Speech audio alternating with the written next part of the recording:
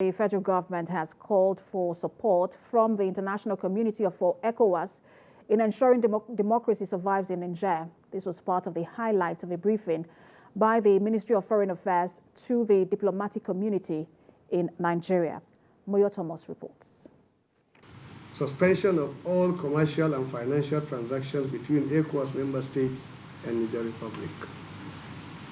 Freezing of all service transactions, including utility services.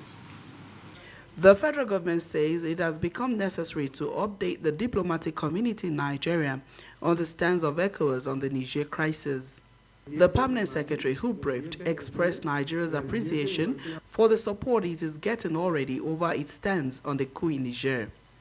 Many countries such as the US, UK, France, and regional bodies such as EU, UN, and even AU have condemned the coup and the continued detention of President Bazoum. Nigeria and indeed ECOWAS calls upon the international community to remain resolute on that stance and continue to show solidarity with ECOWAS for affirming the superiority of democratic and constitutional rule over dictatorship. No doubt, the developments in Niger, like Burkina Faso, Mali, and Guinea, have raised serious concerns about regional stability and democratic principles in West Africa. As such, the success of the coup in Niger will significantly dampen ECOWAS's reputation, especially if the country joins the ranks of others that are governed by unconstitutional leaders. The deadline set by ECOWAS for the return of power to a democratic government is just in few days, and many are already speculating that the junta will not abide by the conditions set. That notwithstanding, Permanent Secretary clarifies that the use of force will be the last resort after mediation and other diplomatic measures have been exhausted. Every situation comes with its own solution. And Nigeria has not sent military to Niger. We have mediated in Mali, we mediated in Guinea, we are mediating in Burkina Faso under the umbrella of ECOWAS. And this is exactly what we are doing in Niger. Niger is not different. The meeting has now gone into a closed-door session, and as highlighted by the PAMSEC, they hope mediation works and Nigeria never gets to the point of using force. Moyo Thomas, TVC News, Abuja. And joining us to discuss the latest updates surrounding the Niger coup is a former NBA Secretary, Lagos Branch and Public Affairs Analyst, Stephen Obajaja. Good to have you join us. Thank you. So we've seen several developments around this particular coup, more than any other coup in recent history, whether in Burkina Faso or in Mali or Sudan. There seems to be a lot of movement around this particular coup. What's your reaction to the post-coup developments? I think Nigeria has played it well and right.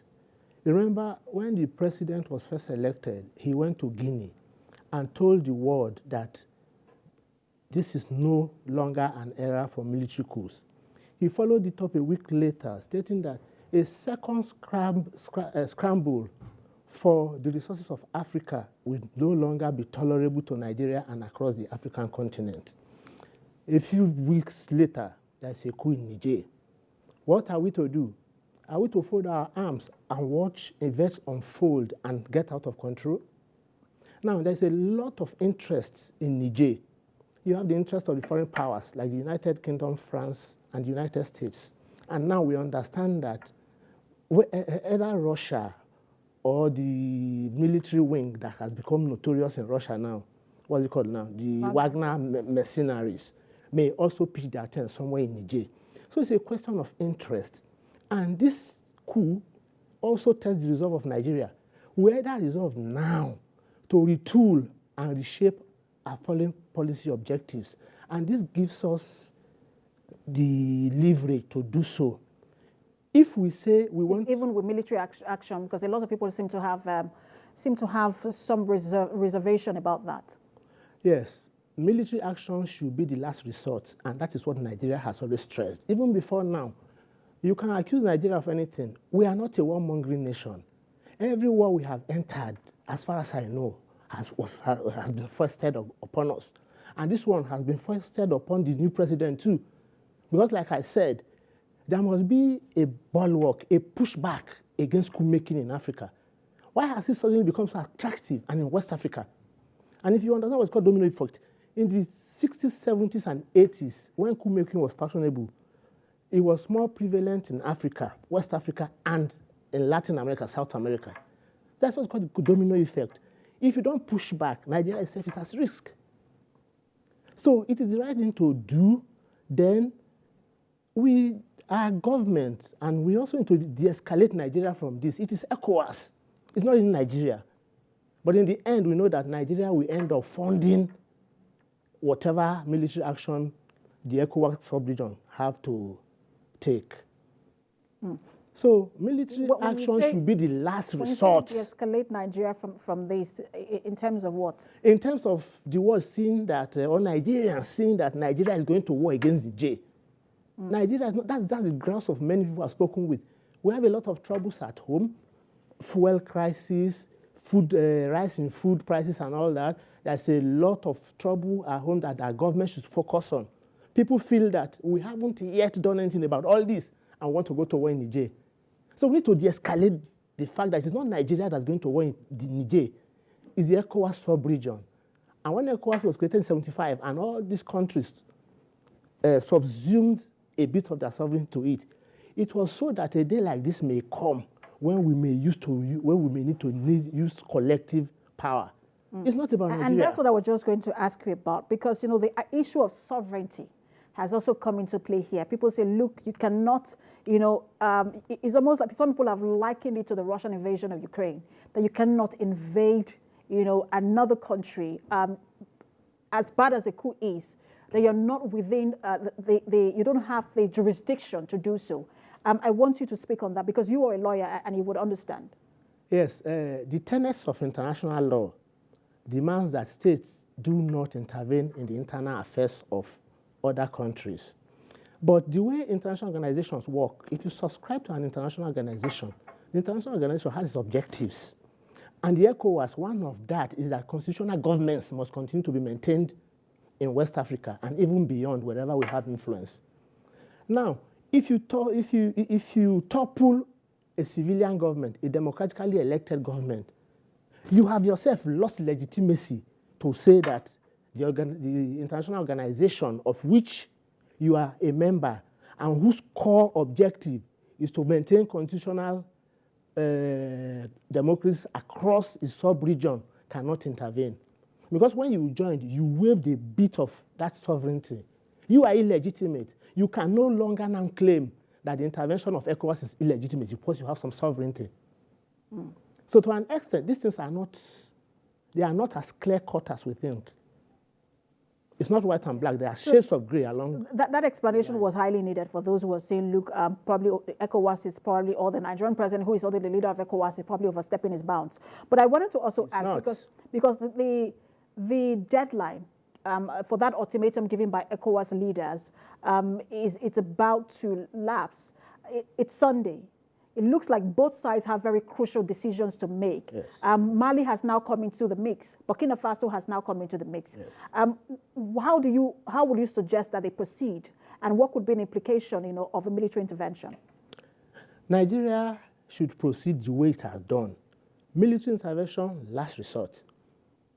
The deadline is going to end. If it ends and the coupists in Niger continue to dig in, then they are asking for it. And there's a kind of ego that's coming in now. When ECOWAS asked the coupists to leave, ECOWAS gave an ultimatum. As usual, when you give an ultimatum, you allow that ultimatum to expire before you use sanctions in international diplomacy across the world.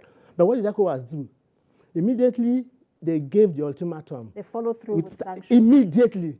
So that is to tell you that this will no longer be tolerated. Nobody should wake up and topple a democratically elected government anymore. If you are dissatisfied, you wait for 4 years or more where whoever is president wins a second term. So the consequences, well, we will have to bear. Because like I said, Nigeria is the country who will eventually bear most of the costs of an intervention. If Nigeria thinks it right, like I mentioned earlier, it's time to rethink our foreign policy. Do we just pour money into restoring constitutional order in Niger, and when that is done, we get nothing in return? If Niger is destroyed in the course of that war, which we hope will not be, who rebuilds? When they are rebuilding, what part of it will Nigeria be rebuilding? What will be in it for Nigerian businesses? We have had these issues before. Nigeria has always played Big Brother, which is a fine thing. Now, when the Big Brother falls on hard times, what should the little brothers do? Help out the Big Brother. There must be a policy of reciprocity. Yes, now you have Benin and Mali threatening Nigeria and ECOWAS. It should not be. All right, so I want to ask you, because you've talked about coup should no longer be tolerated and a domino effect. But, some people have spoken to the very reason for these coups in the first place, which is the dissatisfaction of citizens, and that ECOWAS should spend more time addressing that, because we saw how in some countries, even we saw the protests even in Niger, how people are rejoicing and saying, look, as it were, saying, look, they're in support of this. And so that ECOWAS should be addressing the dissatisfaction from the citizens and calling their leaders to order instead of, trying to intervene after a coup. Yes, that's something I have also discussed extensively in a paper I wrote a few years ago. ECOWAS and the AU, we talk of constitutional governments across Africa. But after we elect governments, do we monitor how they help or treat their own people? Yes, we don't do so. It's part of the reason why coups seem legitimate at times. At least we see people jubilating in Niger Republic. But when that is done, when the honeymoon is over, what do you get? The same troubles with even a military regime. Now, why we must persist with constitutionalism is that with a military regime, however dissatisfied you are, anyone who leaves you will still stay in power forever. But if you have this constitutional authority, after 4 years, or at most, if your president wins the second, after 8 years, you have the opportunity to change government. But with a military coup, with a military government, you don't have that. There's even the option of impeachment. There's even the option of impeachment. Even though it is so difficult. But with a military rule, what you have is a head of state with cronies and sometimes family who continue to entrench themselves in power. Then ECOWAS, we urge ECOWAS too, and the countries of ECOWAS, not to see democracy or constitutional authority as ending with elections. Let us go further. Let us see how these leaders rule their countries after elections.